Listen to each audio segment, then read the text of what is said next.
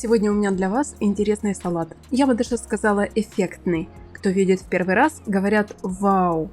В то же время он сочный и простой, легкий на вкус. И дальше вы поймете почему. Готовится проще простого. Для начала беру картошку, 1-2 в зависимости от размера. Список продуктов для этого рецепта вы найдете в описании под видео. Кстати, обязательно сохраняйте рецепт, чтобы не потерять. Картошку натираю на терке для корейской моркови.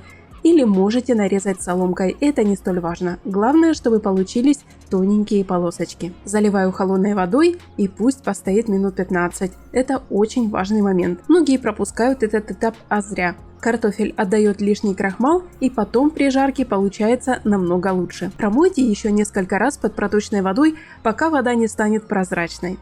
В кастрюлю наливаю растительное масло.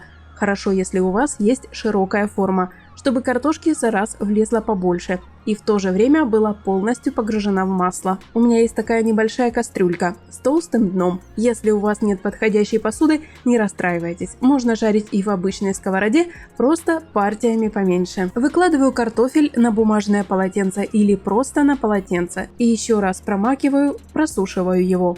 Нужно, чтобы картошка была максимально сухой. Картофель выкладываю в разогретое масло. Здесь очень аккуратно. Если масло перегрето, а картошка более влажноватая, то масло может начать сильно кипеть и бурлить.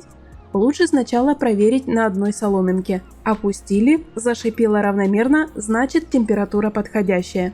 Секрет хрустящей картошки соломки еще и в том, что в кастрюлю я ее кладу немного и сразу помешиваю, чтобы она не слиплась. Не торопитесь высыпать все сразу, лучше по чуть-чуть. Так каждая соломинка прожарится равномерно и будет золотистой. Выкладываю готовую картошку на тарелку. Можете подстелить на дно бумажное полотенце, чтобы лишний жир впитался. И солю в конце горячий. Отставляю в сторону. На этом секреты приготовления этого вкусного салата не заканчиваются. Куриное филе я отварила заранее и оставила его остывать в бульоне. Вот такая маленькая хитрость. Итак, филе, на мой взгляд, получается намного сочнее. Не доставайте мясо сразу после варки, дайте ему остыть. Бульон тоже не выливайте. На утро получится вкусный горяченький бульончик. Лишнее яйцо отварите, и на утро после застолья у вас будет бульон с яйцом. Зелени немного добавьте, и ох, как это вкусно! Нарезаю курицу покрупнее, не мельчите сильно, пусть будут хорошие кусочки. Так и вкуснее, и сытнее получается. Тарелку берите побольше, этот салат любит простор, да и красиво смотрится, когда слои широкие и ровные. На дно выкладываю курицу, распределяю равномерно по всей поверхности. Дальше соус. Для этого отварные яйца нарезаю напополам и достаю желтки. Теперь сюда растительное масло без запаха. И разминаю желтки вилкой, чтобы не было комочков.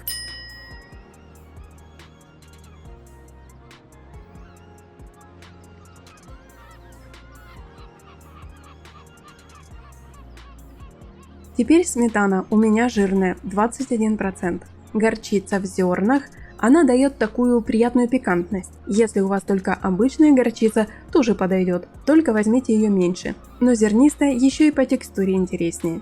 Чеснок выдавленный через пресс. Сюда также можете дать соли, буквально 3 чайные ложки. И перец черный молотый. У меня закончился, поэтому просто упоминаю.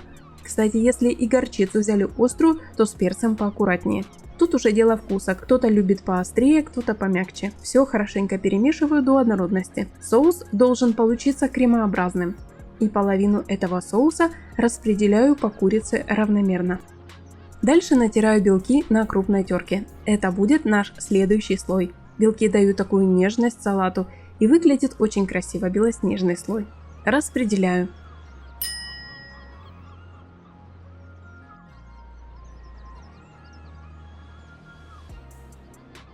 Пару свежих огурцов.